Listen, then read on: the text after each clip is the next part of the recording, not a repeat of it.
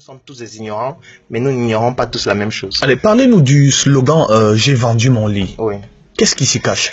J'ai vendu mon lit, c'est un slogan que j'ai eu à mettre sur pied en 2014 parce que lorsque j'ai fini mes études de médecine en novembre 2014, je me suis rendu compte que j'étais un idiot. Ça peut choquer peut-être des gens, mais je vais l'expliquer.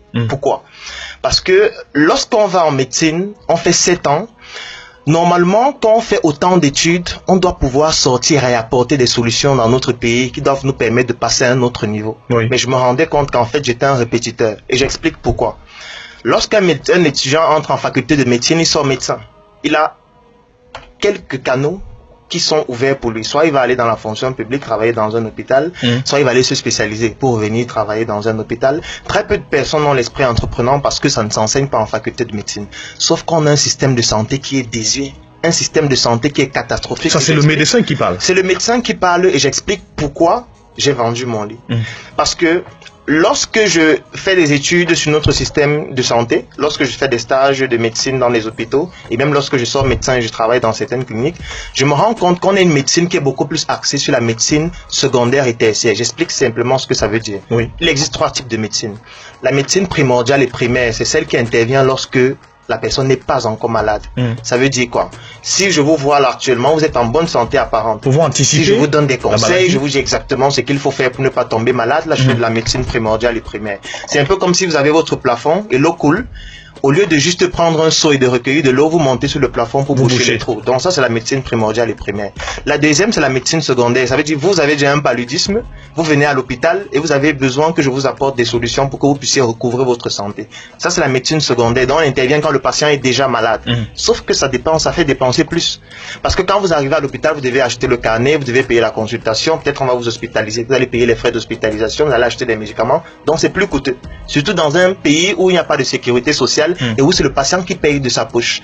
La troisième médecine, c'est la médecine tertiaire. Ça veut dire qu'on intervient lorsque vous avez déjà des complications d'une maladie qui s'est installée depuis longtemps. Par exemple, vous avez un cancer et il y a déjà des métastases. On doit peut-être vous mettre sur radiothérapie, chimiothérapie. Bref, je vous épargne des termes compliqués. Là, on est déjà dans la médecine tertiaire. Sauf que notre médecine, notre système de santé est plus axé sur la secondaire et la tertiaire. C'est qu'il y a un non-sens au Cameroun.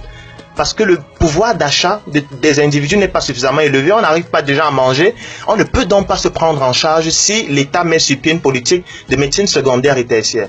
Donc, moi je me suis donc rendu compte qu'en Chine, par exemple, le rôle du médecin c'est de soigner des personnes qui sont en bonne santé apparente. Ça veut dire que quand vous êtes en bonne santé, vous venez à l'hôpital, le médecin vous consulte, il vous donne des conseils sur le plan diététique, sur le plan alimentaire, sur le plan de la santé physique et sportive, et il vous dit voici tout ce qu'il faut faire pour ne pas tomber malade. Ça permet d'anticiper les éventuels cas de maladie. Absolument, parce qu'ils estiment que vous ne devez pas attendre d'être en guerre avant de fabriquer des armes. Vous devez avoir les armes avant. Donc c'est là où on paye le médecin. Maintenant, si vous tombez réellement malade, c'est le médecin qui doit se dépenser pour vous soigner parce qu'on estime qu'il n'a pas rempli sa mission. Donc, lorsqu'un médecin a plusieurs patients devant son bureau en Chine, on considère qu'il est incompétent, ce qui est le contraire chez nous. Parce que c'est lorsqu'un médecin ici a plusieurs patients qu'on considère qu'il est très fort, parce que plus il est rare, plus il est fort.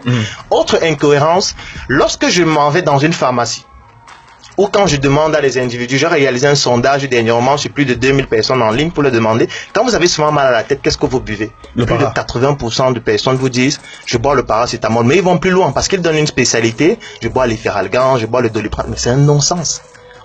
Ça devrait nous donner des crampes d'estomac au Cameroun en 2018. Les Camerounais à plus de 80% boivent du Doliprane quand ils ont mal à la tête.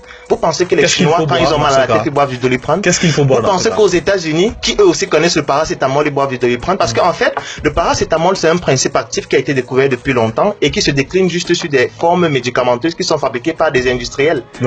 Donc, on devrait avoir un paracétamol qui est fabriqué par nos industriels camerounais. Sauf que ce n'est pas fait. Et pourtant, dans les études de pharmacie, ça s'apprend à l'école. Je vais terminer avec un autre exemple encore plus ahurissant. C'est que les femmes qui ont déjà eu à accoucher un enfant, lorsque les enfants, surtout lorsqu'ils sont nourrissons, lorsqu'ils ont des difficultés respiratoires, il y a souvent des médicaments en spray qu'on utilise pour décongestionner les fosses nasales. Donc on pulvérise dans les narines pour que l'enfant respire mieux. Dans nos pharmacies, on vend ces médicaments à 2300, parfois 3000 francs. Vous savez ce qu'il y a dans ces médicaments? Non. C'est de l'eau salée. Vous réalisez qu'en 2018, au Cameroun, on importe l'eau salée. Ça veut dire qu'il y a des personnes qui font pharmacie, sortent de pharmacie après avoir fait 6-7 ans, ils arrivent en pharmacie, vendre l'eau salée importée. Donc on n'a pas été capable de prendre un spray et de mettre l'eau salée à l'intérieur, parce que c'est de l'eau de mer, donc l'eau salée. Je trouve que c'est un peu incohérent. On prend tout de l'extérieur pour amener chez nous, raison pour laquelle on a des compétences, oui. Exactement, raison pour laquelle j'estime toujours que nous sommes dans un coma intellectuel. Parce que là, c'est un problème sur le plan de la consistance intellectuelle.